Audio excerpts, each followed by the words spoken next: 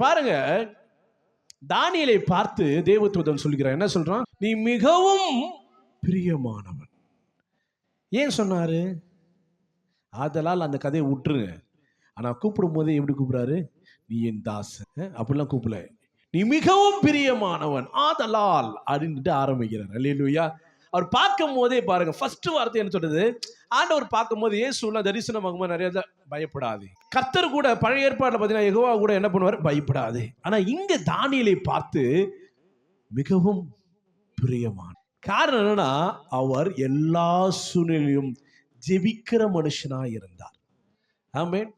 எவ்வளவு பிரச்சனை, சிங்கக்கவியில் போடும் போதும் ஜெபிக்கிறாரு, ராஜாவிடத்துல கட்டளை பிறப்பிக்கும் போதும் ஜெபிக்கிறாரு, அடிமையாய் போகும் போதும் ஜெபிக்கிறாரு, தேவாலயம் அக்னியாலே சுட்டரிக்கப்பட்டு எல்லாம் அழிக்கப்பட்டு என்று கண்ணால பார்த்து கேள்விப்பட்டு அப்பயும் ஜெபிக்கிறார். அவனுக்கு ரொம்ப பிரியமானது, விரும்புகிறது ஜெபம். மிகவும் பிரியமானவன். யோசிச்சு பாருங்க, சாப்பிடாம ஃபாஸ்டிங் போட்டு ஜெபிச்சுக்கிட்டே இருக்கிறாரு. ஆமென். எத்தனை பேர் ஜெபிக்கிறோம் இன்னைக்கு? டெய்லி எத்தனை பேர் ஜெபிக்கிறீங்க? நான் ஏதோ தனன் ஜெபத்தை கேட்கவே இல்லை. நீ ப்ரேயர் பண்ணால் தேவ சத்தம் கேட்கணும். நீ ஜெபிச்சனா தேவ பிரசன்னத்தை உணரணும்.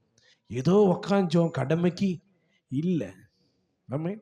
கடமைக்கு நான் என் பொண்டாட்டிக்கு ஏதோ செய்கிறேன், என் கடமைக்கு என் பிள்ளைக்கு நான் பெற்றுட்டேன் அதனால செய்கிறேன் அப்படின்னு அந்த இடத்துல அன்பு இருக்காது, பிரிவு இருக்காது, புரிதல் இருக்காது.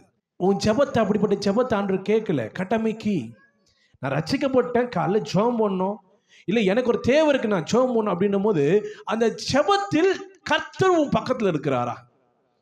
நீ ஜெபிக்கும் பொழுது உன் சத்தத்துக்கு கர்த்தர் செவி சாய்க்கிறாரா? ரொம்ப முக்கியமானது. நீ ஜெபத்துக்கு வரும், கூடி கூடி கூடி கூடி வரும், கூடி கூடி வரீங்க, ஜெபம் பண்றீங்க, நான் தப்பே சொல்ல.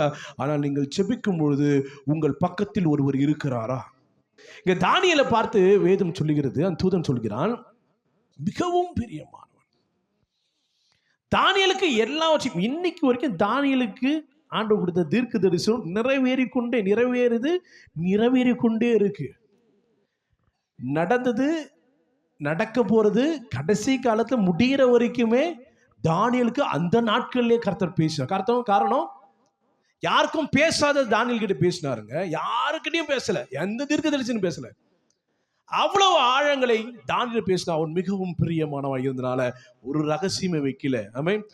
இந்த உலகம் முடிகிற வரைக்கும் என்ன நடக்கும், எந்தெந்த ராஜ்யங்கள் வந்து ஆளும், யாரெல்லாம் வருவா, எப்படி நடக்கும், ஆண்டவர் எப்படி சங்கரிக்க சிலுவையில தூங்க, எல்லாத்தையும் சொல்றான். ஆண்டவர் வரும்பொழுது எப்ப வருவார், அவர் வந்து எத்தனை வருஷம் இங்க இருப்பாரு, எல்லாத்தையும் சொல்றான்.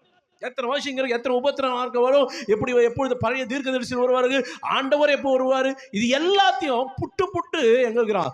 தானியேல் பல ஆயிரம் வருடத்துக்கு முன்பாக வைக்கிறான்.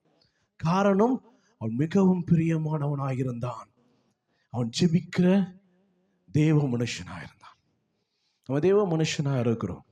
ஜெபிக்கிறோமா? ஏன் என்னால ஆண்டவருக்கு பிரியமா இருக்க முடியல? ஏன் ஆண்டவர் நேசிக்க முடியல? தானியேலுக்கு எல்லாத்தையும் கொடுக்குறாருங்க. என்ன என் ஜனங்களுக்கு என்ன ஆக போகிறது எல்லாத்தையும் பேசுறாரு. புறஜாதி ஒரு கனவை சொல்றான், அதுக்கு விளக்கத்தை கொடுக்குறாரு. எல்லாத்தையும் ஆண்டவர். காரணம், அவனோட பேசத்தை நிறுத்தவே இல்லை. எல்லா சுச்சுவேஷன்லையுமே அவன் அதிபதியாய் மாறும் பொழுதும், அதிகாரியாய் அவனை வைக்கும் போது பேசிட்டே இருக்கிறான். அவன் சிங்கக்கவியில் போடும்போது பேசிட்டே இருக்கிறான். அடிமை பேசிக்கிட்டே இருக்கான். உயர்வு வரும்பொழுதும் தாழ்வு வரும்பொழுதும் பிரச்சனை வரும், மரணத்தின் விளிம்பில் இருக்கும் போதும் ஜெபித்து கொண்டு இருக்கிற ஒரு தெய்வ மனுஷனா இருந்தனால்தான் ஆண்டவர் சொல்றாரு மிகவும் பிரியமானவன். நீங்க ஜெப வாழ்க்கை என்னத்தை நீங்க கிறிஸ்துவனுக்கு கசப்பான பாவாக்கா மாறி ஆண்டவர் அவனுடைய எதிர்பார்க்கிறார். இயேசு கிறிஸ்து எல்லா ஊழியத்தையும் பண்ணார், எவ்வளோ பெரிய மிராக்கள் பண்ணாரு. ஆனா ஜெபம் செய்வது, ஜெப வாழ்க்கைய விடவே இல்லை. அவர் பிதாவோடு பேசுவதை அவர் எங்கேயுமே நிறுத்தலைங்க. சிலுவையின் மரணத்துல கூட பிதா எடுத்து பேசிட்டு தான் தன் ஜீவனை விடுகிறார். கர்த்தரோட பேச நம்ம விருப்பப்படுறதே இல்லை. நான் எங்க அப்பா கிட்ட நான் மனம் விட்டு பேசினாதானே எங்க அப்பாவை புரிஞ்சுக்க முடியும். அப்ப இயேசுவோட நான் பேசவில்லை இந்த ஜெபத்துல, ஆண்டவரை எப்படி நான் புரிஞ்சுக்க முடியும்? அவர் பேச நினைக்கிறது, என் வாழ்க்கையில இருக்க பிரச்சனைகளை அவர் சுட்டி காட்டு, ஒரு குறைகளை மாற்றுவதற்கு எப்படி முடியும்? கர்த்தர் பேசணும்ல. ஃபர்ஸ்ட் 3 வேளையும் ஜெபிக்கிற மனுஷன், 3 வேளை சாப்பிட்றாரா இல்லையா மனுஷன்? அந்த நாட்கள் 3 வேளை சாப்பாடுலாம் கிடையாது. எத்தனை பேர் தெரியல. இன்னைக்கு தான் வந்து டான் 3 வேளை சாப்பாடு, 3 வேளை சாப்பிடு, 2 வேளை தான் சாப்பாடு. எத்தனை பேர் தெரியும் தெரியல. அந்த நாட்கள்லாம் 3 வேளை சாப்பாடு கிடையாது. இன்னைக்கு 3 வேளை சாப்பிட்டு தான் வியாதி அதிகமாயிடுச்சு. ஆனா 3 வேளை தானியேல் ஜெபிக்கிற மனுஷனா இருந்தார். இன்னைக்கு 3 வேளை கொட்டிக்கிறோம், ஜெபிக்கிறோமா? 3 வேளை கூட தேவையில்லைங்க. நீங்க பிஸி ஆயிட்டீங்க, பிஸியான மனுஷன் நீங்களா, நிறைய கமிட்மெண்ட் இருக்கும், குடும்பம்லாம் இருக்கும். ஒருவேளை கர்த்தரோடு கூட, அவர் ஆவியோடு கூட இணைந்து அவரோடு கூட உறவாடி ஒரு பிரசன்னத்துல நின்று ஒரு வார்த்தை சொன்னா போதும், அந்த ஒரு வார்த்தை வாழ்க்கையை மாத்திரும். அப்படிப்பட்ட ஜெபத்துல ஆண்டவர் பிரியமா இருக்கிறார். அல்லேலூயா.